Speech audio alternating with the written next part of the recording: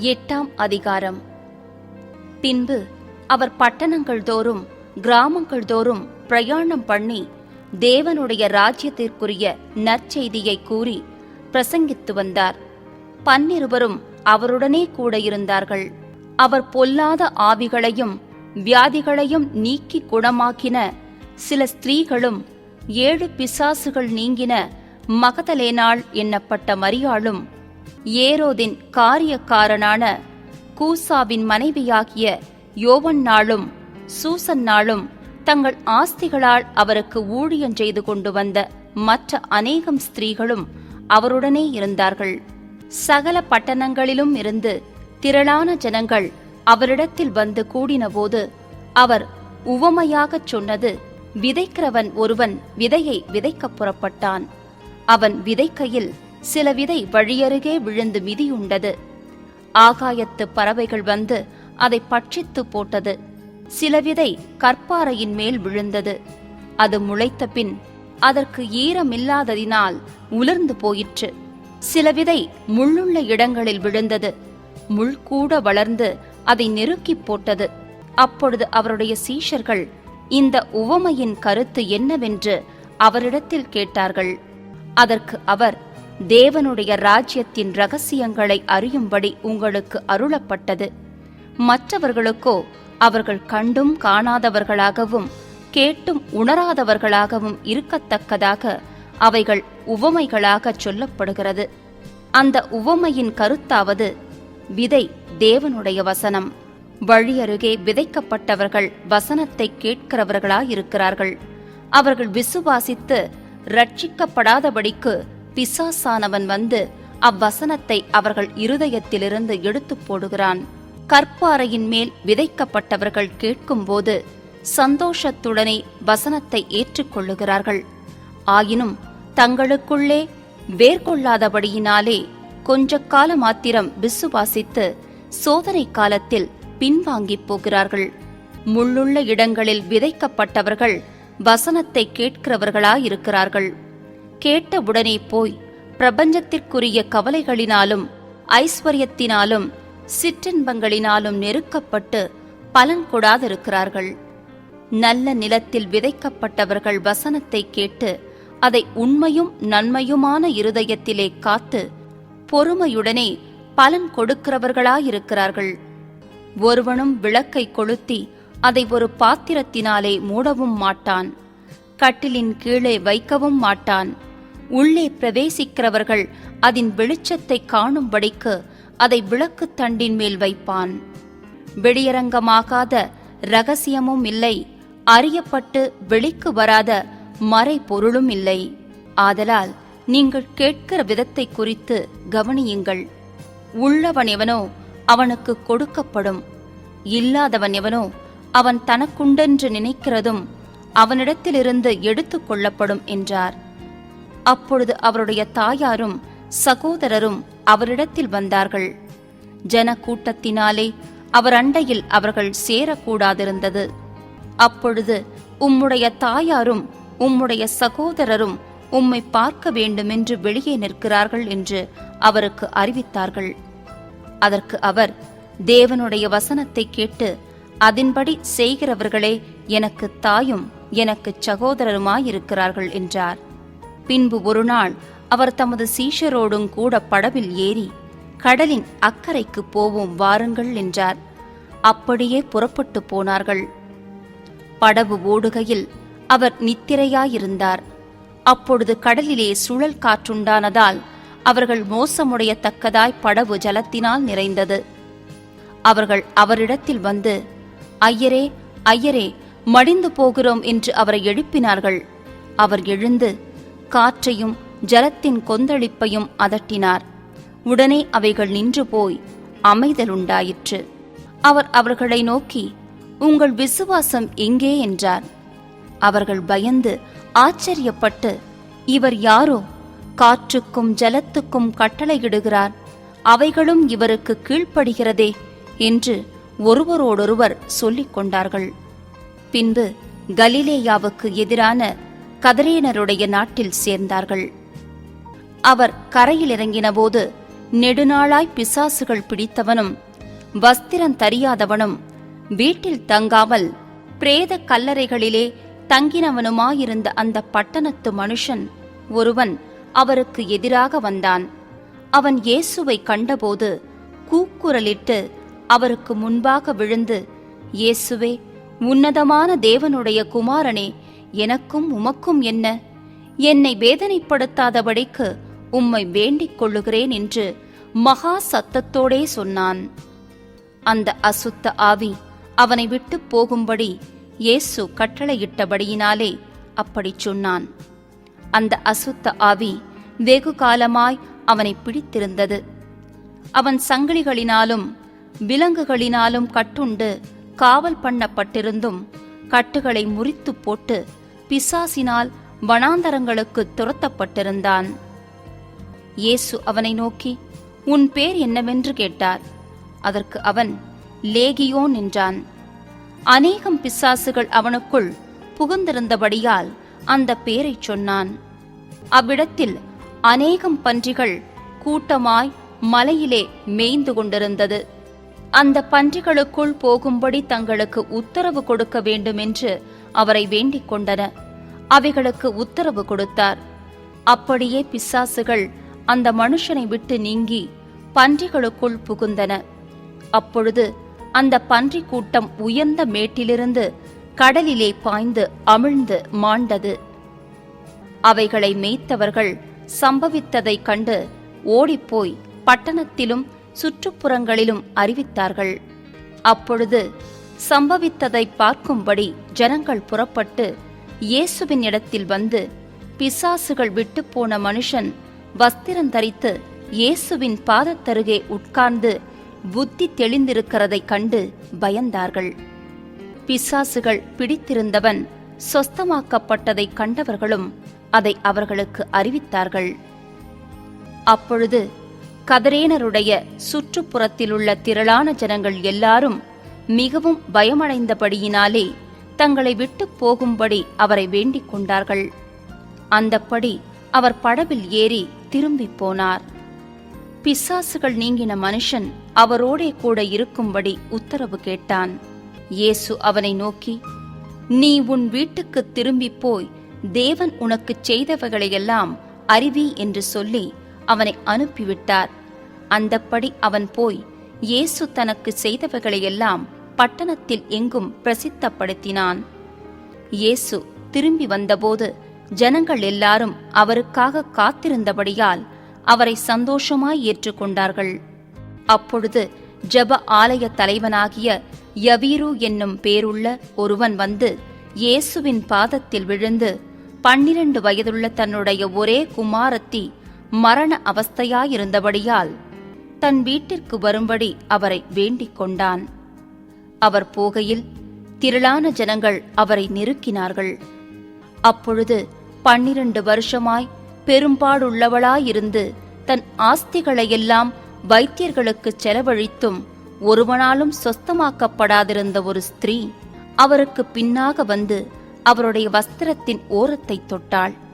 உடனே அவளுடைய பெரும்பாடு நின்று போயிற்று. அப்பொழுது இயேசு, என்னை தொட்டது யார் என்று கேட்டார். எங்களுக்கு தெரியாதென்று எல்லாரும் சொன்னபோது பேதுருவும் அவனுடனே கூட இருந்தவர்களும், ஐயரே, திரளான ஜனங்கள் உம்மைச் சூழ்ந்து நெருக்கிக் கொண்டிருக்கிறார்களே, என்னை தொட்டது யார் என்று எப்படி கேட்கிறீர் என்றார்கள். அதற்கு இயேசு, என்னிலிருந்து வல்லமை புறப்பட்டதை அறிந்திருக்கிறேன், ஆதலால் ஒருவர் என்னை தொட்டதுண்டு என்றார். அப்பொழுது அந்த ஸ்திரீ தான் மறைந்திருக்கவில்லை என்று கண்டு நடுங்கி வந்து அவர் முன்பாக விழுந்து தான் அவரை தொட்ட காரணத்தையும் உடனே தான் சொஸ்தமானதையும் எல்லா ஜனங்களுக்கும் முன்பாக அவருக்கு அறிவித்தாள். அவர் அவளை பார்த்து, மகளே, திடன்கொள், உன் விசுவாசம் உன்னை ரட்சித்தது, சமாதானத்தோடே போ என்றார். அவர் இப்படி பேசிக் கொண்டிருக்கையில் ஜெப ஆலய தலைவனுடைய வீட்டிலிருந்து ஒருவன் வந்து அவனை நோக்கி, உம்முடைய குமாரத்தி மரித்து போனாள், போதகரை வருத்தப்படுத்த வேண்டாம் என்றான். இயேசு அதை கேட்டு, பயப்படாதே, விசுவாசமுள்ளவனாயிரு, அப்பொழுது அவள் ரட்சிக்கப்படுவாள் என்றார். அவர் வீட்டில் வந்தபோது பேதுருவையும் யாக்கோபையும் யோவானையும் பெண்ணின் தகப்பனையும் தாயையும் தவிர வேறொருவரையும் உள்ளே வரவொட்டாமல் எல்லாரும் அழுது அவளை குறித்து துக்கம் கொண்டாடுகிறதைக் கண்டு, அழாதேயுங்கள், அவள் மரித்துப் போகவில்லை, நித்திரையாயிருக்கிறாள் என்றார். அவள் மரித்து போனாளென்று அவர்கள் அறிந்ததினால் அவரை பார்த்து நகைத்தார்கள். எல்லாரையும் அவர் வெளியே போக பண்ணி அவளுடைய கையை பிடித்து, பிள்ளையே, எழுந்திரு என்றார். அவள் தாய் தகப்பன்மார் ஆச்சரியப்பட்டார்கள். அப்பொழுது நடந்ததை ஒருவருக்கும் சொல்லாமலிருக்கும்படி அவர்களுக்கு கட்டளையிட்டார்.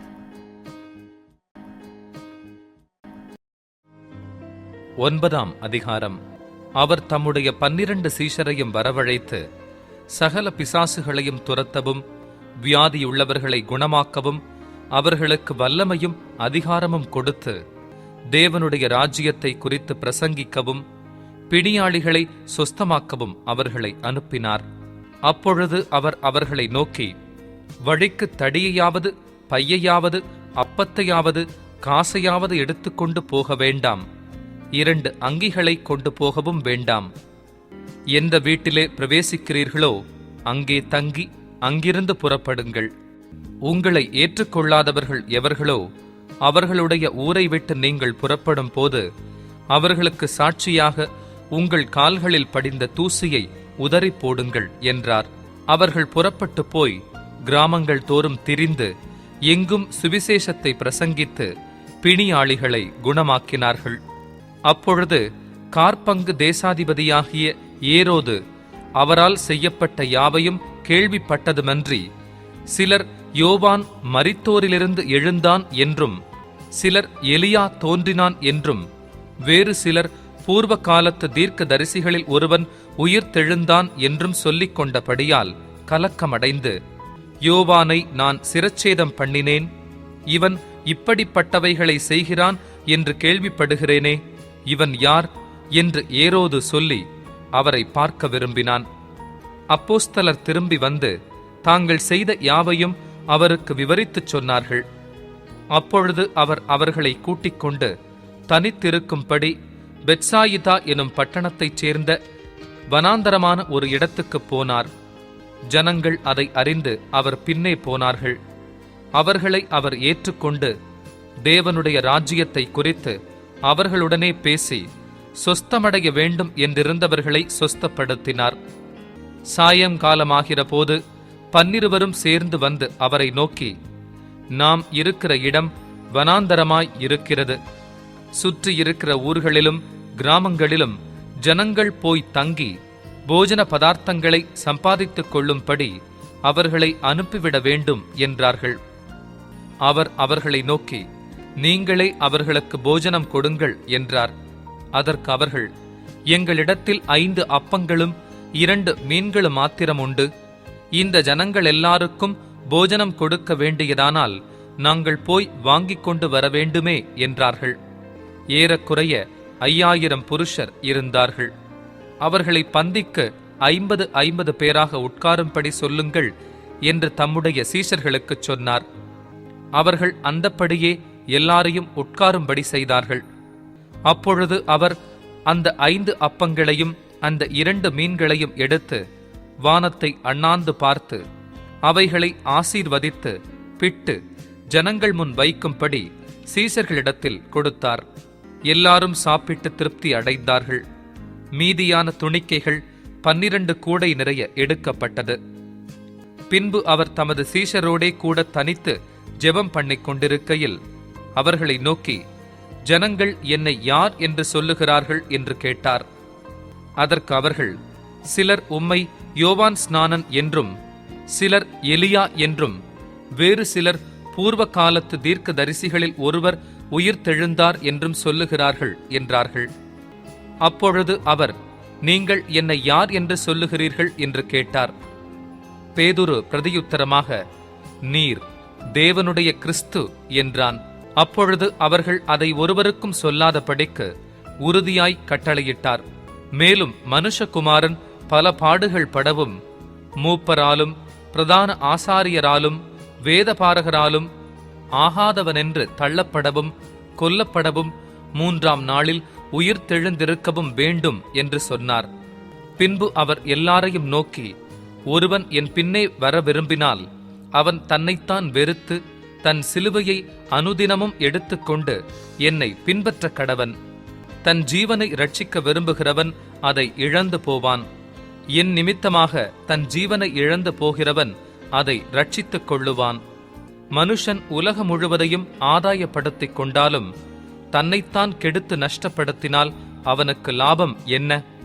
என்னை குறித்தும் என் வார்த்தைகளை குறித்தும் எவன் வெட்கப்படுகிறானோ அவனை குறித்த மனுஷகுமாரனும் தம்முடைய மகிமையோடும் பிதாவின் மகிமையோடும் பரிசுத்த தூதர்களின் மகிமையோடும் வரும்போது வெட்கப்படுவார். இங்கே நிற்கிறவர்களில் சிலர் தேவனுடைய ராஜ்யத்தை காணும் முன் மரணத்தை ருசி பார்ப்பதில்லை என்று மெய்யாகவே உங்களுக்கு சொல்லுகிறேன் என்றார். இந்த வார்த்தைகளை அவர் சொல்லி ஏறக்குறைய 8 நாளான பின்பு அவர் பேதுருவையும் யோவானையும் யாக்கோபையும் கூட்டிக் கொண்டு ஜெபம் பண்ணுகிறதற்கு ஒரு மலையின் மேல் ஏறினார். அவர் ஜெபம் பண்ணுகையில் அவருடைய முகரூபம் மாறிற்று. அவருடைய வஸ்திரம் வெண்மையாகி பிரகாசித்தது. அன்றியும் மோசே எலியா எனும் 2 பேரும் மகிமையோடே காணப்பட்டு அவருடனே சம்பாஷணை பண்ணி அவர் எருசலேமிலே நிறைவேற்றப் போகிற அவருடைய மரணத்தை குறித்து பேசிக் கொண்டிருந்தார்கள். பேதுருவும் அவனோடு இருந்தவர்களும் நித்திரை மயக்கமாய் இருந்தார்கள். ஆகிலும் அவர்கள் விழித்து அவருடைய மகிமையையும் அவரோடே நின்ற அவ்விரண்டு பேரையும் கண்டார்கள். அவ்விருவரும் அவரை விட்டு பிரிந்து போகையில் பேதுரு இயேசுவை நோக்கி, ஐயரே, நாம் இங்கே இருக்கிறது நல்லது. உமக்கு ஒரு கூடாரமும் மோசேக்கு ஒரு கூடாரமும் எலியாவுக்கு ஒரு கூடாரமுமாக 3 கூடாரங்களை போடுவோம் என்று தான் சொல்லுகிறது இன்னதென்று அறியாமல் சொன்னான். இப்படி அவன் பேசுகையில் ஒரு மேகம் வந்து அவர்கள் மேல் நிழலிட்டது. அவர்கள் அந்த மேகத்துக்குள் பிரவேசிக்கையில் சீஷர்கள் பயந்தார்கள். அப்பொழுது, இவர் என்னுடைய நேசகுமாரன், இவருக்கு செவி கொடுங்கள் என்று மேகத்திலிருந்து ஒரு சத்தம் உண்டாயிற்று. அந்த சத்தம் உண்டாகையில் இயேசு ஒருவரே காணப்பட்டார். தாங்கள் கண்டவைகளில் ஒன்றையும் அவர்கள் அந்நாட்களில் ஒருவருக்கும் சொல்லாமல் அடக்கி வைத்திருந்தார்கள். மறுநாளில் அவர்கள் மலையிலிருந்து இறங்கின போது திரளான ஜனங்கள் அவருக்கு எதிர்கொண்டு வந்தார்கள். அவர்களில் ஒருவன் சத்தமிட்டு, போதகரே, என் மகனை கடாட்சி தருள வேண்டுமென்று உம்மை வேண்டிக் கொள்ளுகிறேன். அவன் எனக்கு ஒரே பிள்ளையாய் இருக்கிறான். ஒரு ஆவி அவனை பிடிக்கிறது. அப்பொழுது அலறுகிறான். அது அவனை நுரைத்தள்ள அலைக்கழித்து அவனை கசக்கின பின்பும் அவனை விட்டு நீங்குவது அரிதாயிருக்கிறது. அதை துரத்தி விடும்படி உம்முடைய சீஷரை வேண்டிக் கொண்டேன். அவர்களால் கூடாமற் போயிற்று என்றான்.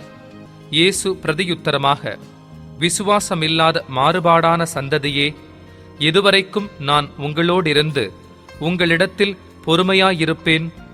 உன் மகனை இங்கே கொண்டு வா என்றார். அவன் சமீபித்து வருகையில் பிசாசு அவனை கீழே தள்ளி அலைக்கழித்தது. இயேசு அந்த அசுத்த ஆவியை அதட்டி இளைஞனை குணமாக்கி அவன் தகப்பனிடத்தில் அவனை ஒப்புக்கொடுத்தார்.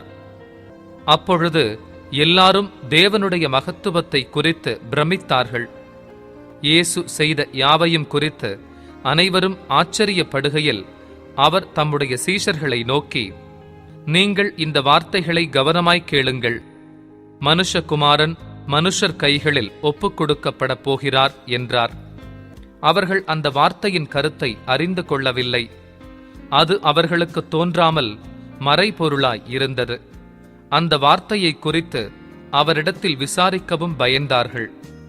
பின்பு தங்களில் எவன் பெரியவனாய் இருப்பான் என்கிற வாக்குவாதம் அவர்களுக்குள் உண்டாயிற்று. இயேசு அவர்கள் இருதயத்தின் யோசனையை அறிந்து ஒரு சிறு பிள்ளையை எடுத்து அதை தமதருகே நிறுத்தி அவர்களை நோக்கி, இந்த சிறு பிள்ளையை என் நாமத்தின் நிமித்தம் ஏற்றுக்கொள்ளுகிறவன் என்னை ஏற்றுக்கொள்ளுகிறான். என்னை ஏற்றுக்கொள்ளுகிறவன் என்னை அனுப்பினவரை ஏற்றுக்கொள்ளுகிறான். உங்கள் எல்லாருக்குள்ளும் எவன் சிறியவனாய் இருக்கிறானோ அவனே பெரியவனாய் இருப்பான் என்றார். அப்பொழுது யோவான் அவரை நோக்கி, ஐயரே, ஒருவன் உம்முடைய நாமத்தினாலே பிசாசுகளை துரத்துகிறதை நாங்கள் கண்டு அவன் எங்களுடனே கூட உம்மை பின்பற்றாதவனானபடியால் அவனை தடுத்தோம் என்றான். அதற்கு இயேசு, தடுக்க வேண்டாம், நமக்கு விரோதியாயிராதவன் நமது பட்சத்தில் இருக்கிறான் என்றார். பின்பு அவர் எடுத்துக்கொள்ளப்படும் நாட்கள் சமீபித்த போது அவர் எருசலேமுக்கு போக தமது முகத்தை திருப்பி தமக்கு முன்னாக தூதர்களை அனுப்பினார். அவர்கள் போய் அவருக்கு இடத்தை ஆயத்தம் பண்ணும்படி சமாரியருடைய ஒரு கிராமத்திலே பிரவேசித்தார்கள். அவர் எருசலேமுக்கு போக நோக்கமாயிருந்தபடியினால் அவ்வூரார் அவரை ஏற்றுக்கொள்ளவில்லை. அவருடைய சீஷராகிய யாக்கோபும் யோவானும் அதை கண்டபோது, ஆண்டவரே, எலியா செய்தது போல வானத்திலிருந்து அக்கினி இறங்கி இவர்களை அழிக்கும்படி நாங்கள் கட்டளையிட உமக்கு சித்தமா என்று கேட்டார்கள். அவர் திரும்பி பார்த்து, நீங்கள் இன்ன ஆவியுள்ளவர்கள் என்பதை அறியீர்கள் என்று அதட்டி, மனுஷகுமாரன் மனுஷருடைய ஜீவனை அழிக்கிறதற்கு அல்ல, ரட்சிக்கிறதற்கே வந்தார் என்றார்.